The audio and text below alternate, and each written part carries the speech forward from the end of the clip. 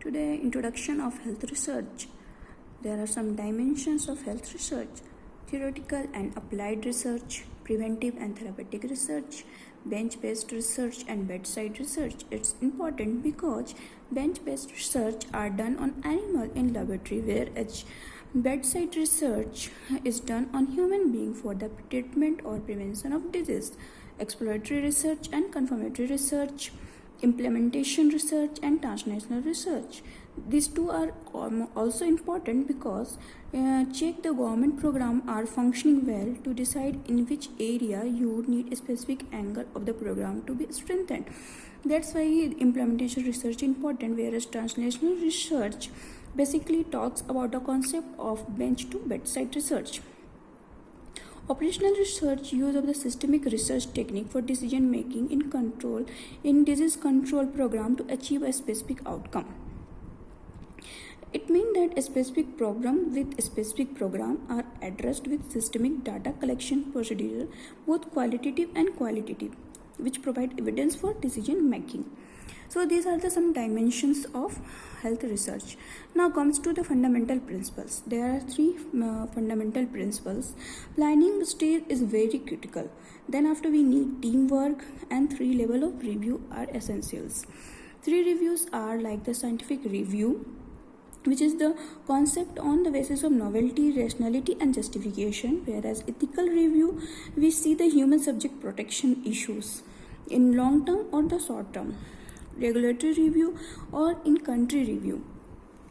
It contains the foreign funding, sample shipment, assuring and protection of intellectual properties, exchange of visitors. These are the important reviews. Apart from that, study design is also very important. It contains qualitative or quantitative study, observational or experimental study, retrospective and prospective studies. Retrospective, it's from the exposure to outcome, whereas prospective studies from the exposure to outcomes.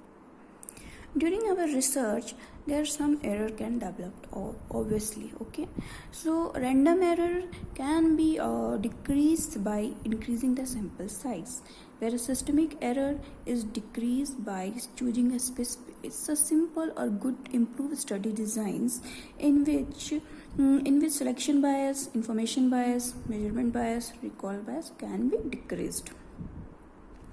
Okay, then after come to confounders. After these are the challenges in design and implementation of research studies. What are the confounders? The confounders are the affect both study variable as well as outcome. It is associated with exposure. It can be decreased by proper study designs and through the stratified analysis. For example, let's take the study in the chronic heart disease patients, okay, in which we choose as the group like smokers and non-smokers.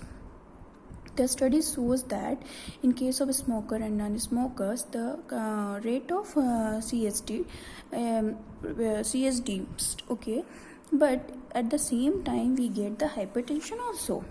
So hypertension is not irrespective of smoking habit. People with the hypertensions are more likely to be coronary heart disease. So it's as act like a confounder. Whereas effect modifier is independently affecting outcomes. Okay, need to go through the adequate literature review so that we can decrease the effect modifier. Let's example. In chronic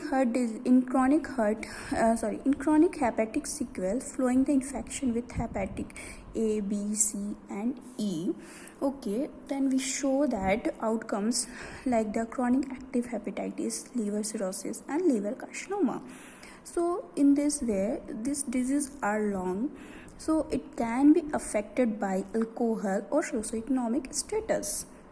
After that, we coming to a most important study designs is called a pilot studies. It's for done in a small scale, minimal study participants, and see what are the feasibilities before we conducting a random trial or any other big research. We need a pilot study. Okay, so how do we what are the we see feasibilities of a study participant, like recruitment, implementations of intervention, assessment procedure, participant retention, informed consent form can be examined. So this pilot study is important. Now the last most important thing is that study method and measurements. We can take the pilot study for sample size, for deciding sample size, study participants, what kind of a study participants we can include, it contain inclusion or exclusion criteria. Okay, data collection instruments can be like tools, kits, etc. And measurement of the tools, it can be measured in laboratory or assay. So these are the important thing. Quality control and assurance at the all levels should be checked.